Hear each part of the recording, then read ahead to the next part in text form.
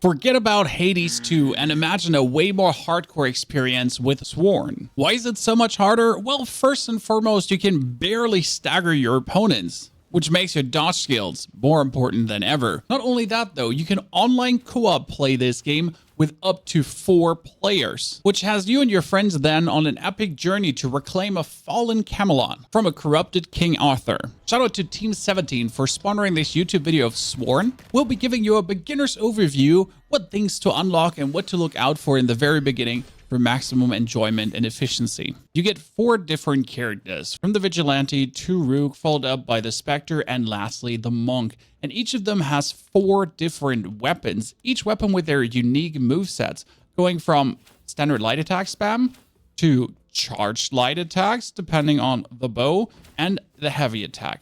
Plus then your spell on L1, in this case it would be the Blade Rush. But it could also be a Remote Mine, a Flurry of Daggers, and a Shadow Strike. And yes, each character does have their unique 4 different spells. And the bow doesn't have to play the Remote Mine. No, it can choose any of these 4, allowing you to perfectly choose whatever fits your playstyle. The bow staff, for example, has with a heavy attack a slow overhead slammer, which you can perfectly pair actually with a Blade Rush as you overhead slam and then straight up Blade Rush in for an incredible burst damage, truly allowing to overwhelm any opponent, especially as I have to dash through here since my overhead slammer, despite being a heavy attack, doesn't stagger the enemy, right? I told you, no staggers. So I got to hit and then straight up dash out of their attack because I didn't in any way interrupt their attacking with what I did. Coming back to the hardcore part of what this game has to offer. Now, that's not all about weapons and what you can actually do with them, because you can go to Nimue, the Lady of the Lake, and upgrade your weapons here with the materials that you get from your runs. And here, every weapon has their respective upgrade tree. In this case, I could make my light attacks do more damage, my heavy attacks shoot further away, light attacks, again, as a perfect shot, do more damage, but there is big upgrades too. As you kill bosses for the green crystals, your heavy attacks fire an additional arrow. That's not good. That's actually huge, as the arrow comes down 1, 2, 3, and then you just essentially add more to that. Whereas also the light attack deals 5% damage for every consecutive perfect shot as you fully charge it up. You can go for so much more damage befitting your specific playstyle. If you now die between runs because you accidentally stepped onto a trap and then got nuked by a frog and smashed into the ground, which could happen. There's first and foremost the comprehensive scoreboard waiting for you, giving you everything from runtime, kills, death, highest damage level complete, all of that together, plus the blessings that you actually picked up, to the next upgrade tree. That's the most important one. We got Merlin here. You can always walk up to him inside the hub, bottom, talk to Mr. Merlin, and here you can spend your Grail Water for permanent upgrades. Restore 1 health at the beginning of every room. And then if we're going to the right side, you would get a 5% chance, another 1 health, another 1 health. So between rooms already getting +3.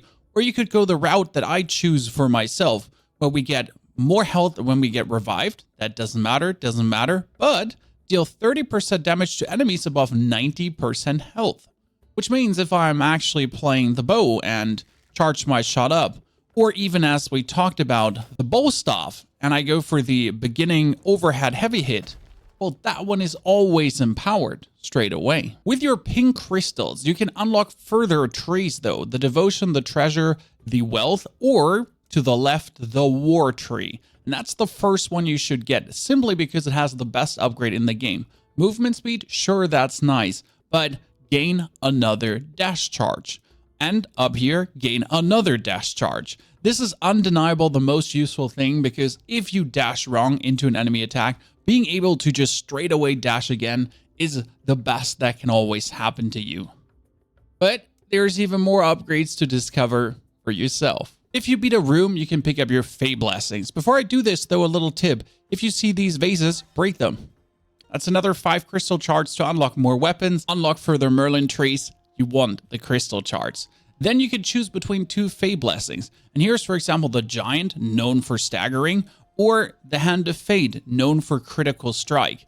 This will essentially finally give you the chance to build up a stagger bar. And with the upgrades, you can always choose between light attack, spell, heavy attack, and also upgrading your dash. This is visible here on the right side above me, what you're essentially targeting of your abilities there. In this case, we're gonna emit a little quake as we actually dash forward, which is kind of nice. And the one thing you're really looking forward to if you get to choose between two doors is always the crystal shards in the beginning. Can unlock more weapons, can unlock the other squires to simply try out more things. Now, this is the symbol you're waiting for. Contains a powerful foe, because that's when you're going to get the emeralds for these special upgrades. And these powerful foes in this case are all kinds of bosses. In this case, the beast. And they're quite challenging, honestly. The good thing is you can always abort an attack with the dash. So if you feel like, oh man, you know, this ain't going to be it,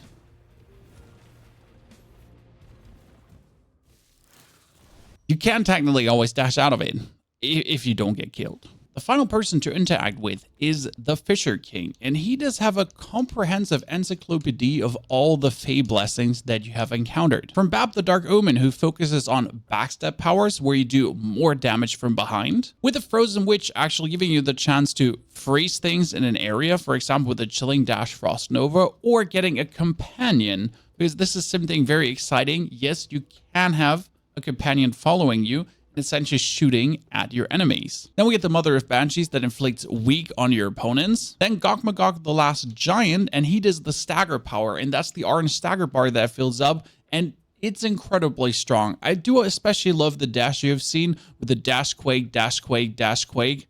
Useful as hell. The Hand of Fate focus on critical strikes to essentially do 200% damage. It is only a 15% chance though, keep that in mind. The Queen of Spiders can have things poisoned, and especially you can get a Sprout Mother companion that follows you and essentially poisons everything in your path. Oberon, the King of the Fae, has you build up Fury, and successive hits increase the damage of your Fury attacks. That kind of fits perfectly well for the bow staff because he has this very quick hitting left, pop,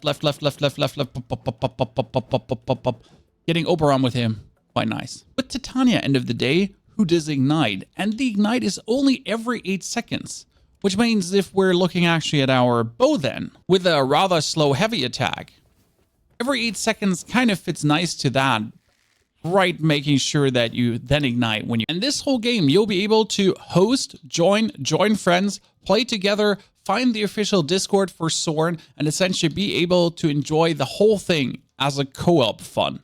Brutal, brilliant. And if I get you interested here, the demo is available. You can just download it on Steam and dive right in. Link in the description below. And especially tell me in the comments, which champion did you enjoy the most and which weapon is your favorite? Oh, and if it's not the bow, we can't be friends. I'm sorry.